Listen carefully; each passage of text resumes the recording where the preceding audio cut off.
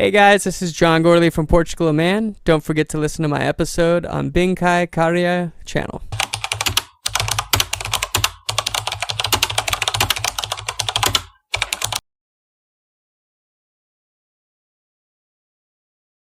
Well, I've been on Atlantic Records for the last four albums,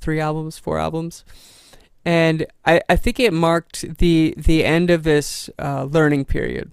So I signed to a major label. I wanted to learn how to write songs, and that was a place to go to do that. I got to work with Danger Mouse, Jeff Basker, John Hill, just some really amazing songwriters, amazing producers. Learned a lot from that process. When I completed the project, I just felt like there was this kind of return to where I come from. You know, I'm from Alaska originally. My family were dog sled mushers.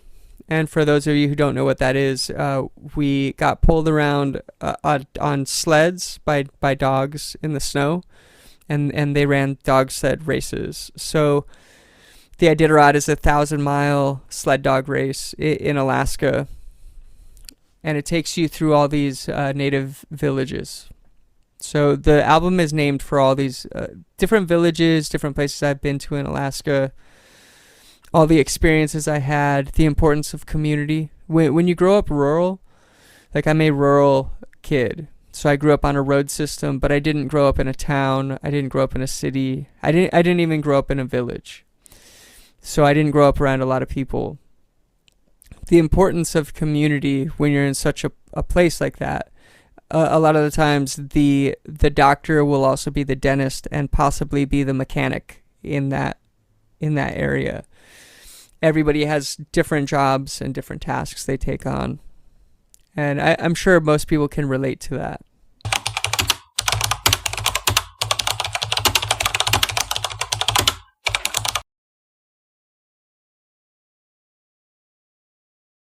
Yeah, those songs especially are very representative of Alaskan mentality. It's, you look out at the world. I pictured often while I was writing this album, like what happens back home in the U.S. Like we have these cell phones. They connect us through social media, connect us to news and information, and to people. And these things can be really great. You know, it's this really valuable tool, especially for people in villages.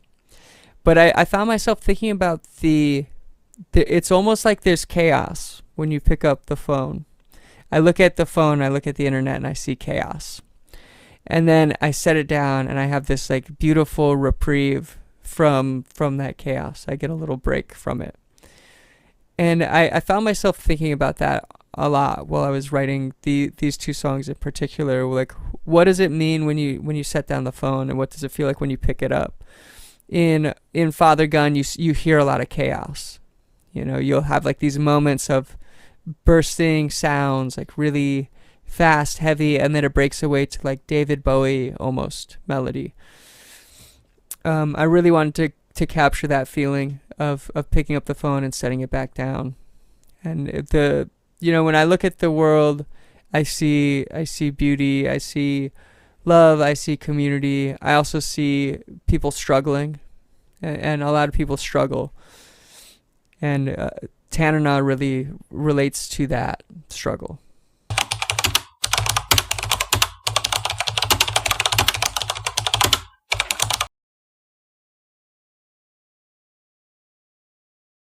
Well, I think honesty translates more than anything in the world. I think it's more than melody. It transcends melody. It transcends song structure. It transcends these formulas, the rules of songwriting. I mean, I'm an enjoyer of the rules of songwriting. I enjoy Motown. I enjoy the Beatles. The most exciting Beatles to me is when they started exploring themselves and exploring what song structure is and what it means to write honestly without form. And I think you'll find that to be true. I mean, you hear it in rap. In rap, there's nothing really formulaic about it. I mean, there are rules for sure, and there are things that stand out to me as like the melody is or can be important, and sometimes anti-melody, the opposite of trying to write great melody, is important.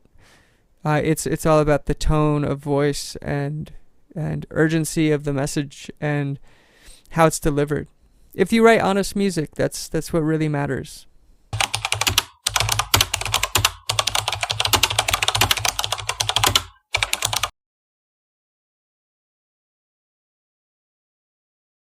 Well, I grew up rural, so I didn't grow up with community. I never really had like a super tight group of friends growing up. I have people that like I grew up around, and I think there's something that I really love about those artists like Tyler the Creator will talk about, oh, I play with everybody I played with coming up. And I think that's really exciting and really special. But for me personally, I realized I moved around a lot growing up. So I like playing with different people. I like trying out different things. And I've always done it on records. It just hasn't really reflected that live. So I sat back. We started working on this album. I brought up our friend Danny Bell, who's a bass player. She writes really amazing music in her own right. Zoe, my wife, sat in on all these sessions with us, and she was more active in these sessions. We had Nick Reinhardt from Death Grips and Bygones come in and play some lead guitar on a few things. And then Kane Rashat, who I've played with for years and years. He's playing drums right now. It's such an interesting album for me because like I write songs in the studio. I don't really write in advance. I go into the studio and I say, I'm gonna write a 10-song album or 12-song album, whatever it is. I just say that's what I'm gonna do, and that's my goal when I go in. I have to make these rules for myself, or it's really difficult. When we sat down to write, it just felt like it was meant to be live. And we recorded most of the album live. So it's just kind of built for that experience. I'm very excited to play it. It's the best sounding thing in our set right now, which I think is so inspiring to be happening. Everything, it feels so symbolic of this era of the band and so representative of my feeling and the mood and the feelings in the world. It really reflects the band at this point, and I think it sounds really, really great. There's a different energy to it. It's exciting.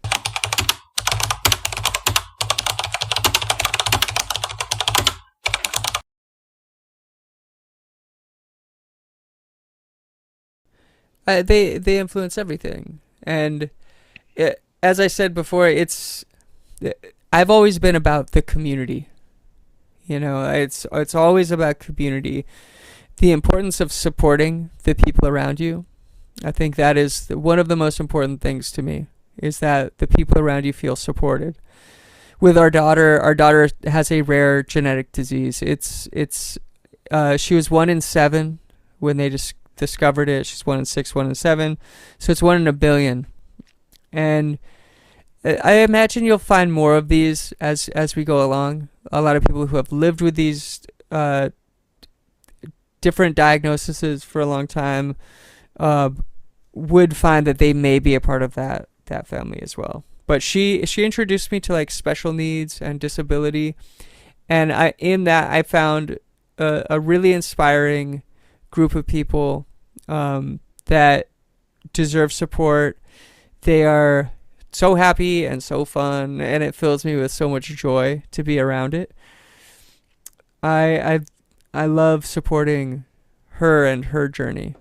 So we've been fundraising for her. We have a foundation called Francis Changed My Life with our daughter, where we're trying to raise funds, and we put money and a lot of efforts towards drug repurposing and developing new treatments. So countries and places with socialized medicines can have access to those treatments.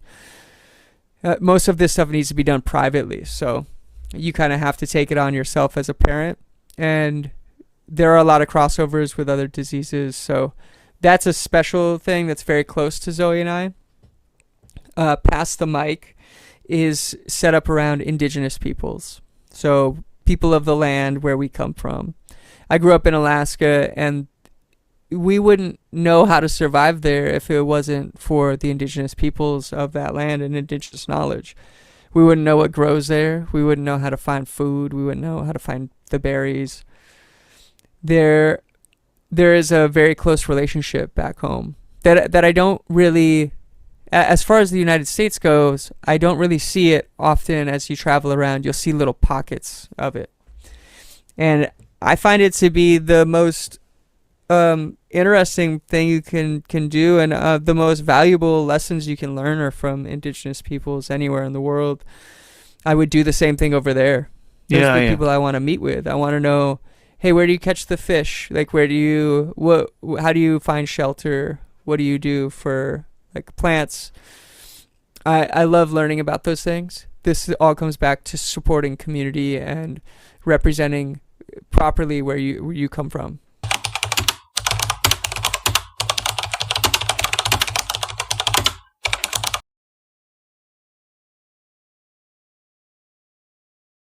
Well, I'll tell you a funny story. While I was writing the album, I usually write the lyrics last. So I was writing this album. I really wanted a picture of a dog sled. So a dog sled, it looks like a sled that gets carried through snow. It'll carry you through snow. I asked him if he would draw a picture of a dog sled, and it sparked this story. He really wanted to tell me. He said, wow, that's really interesting, because, when I sit in bed and I think about the things I would put in a 6-foot toboggan when I'm ready to leave.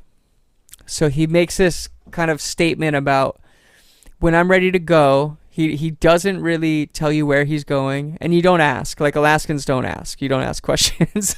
You just say, okay, Dad, when you're ready to leave, you're going to take what with you, that toboggan. This album, to me, is everything that I want to put in that toboggan. And there's some very literal answers in there. There's very literal answers. So I would bring a tarp because you can use it for multiple things. It's collecting water. You use it for shelter. You can use it as a blanket and insulation. It's a multi-use tool. So you have things that are very practical. I give a list of berries that you find in Alaska and things you would put in a dog sled. Things you would take if you were mushing, to start a fire.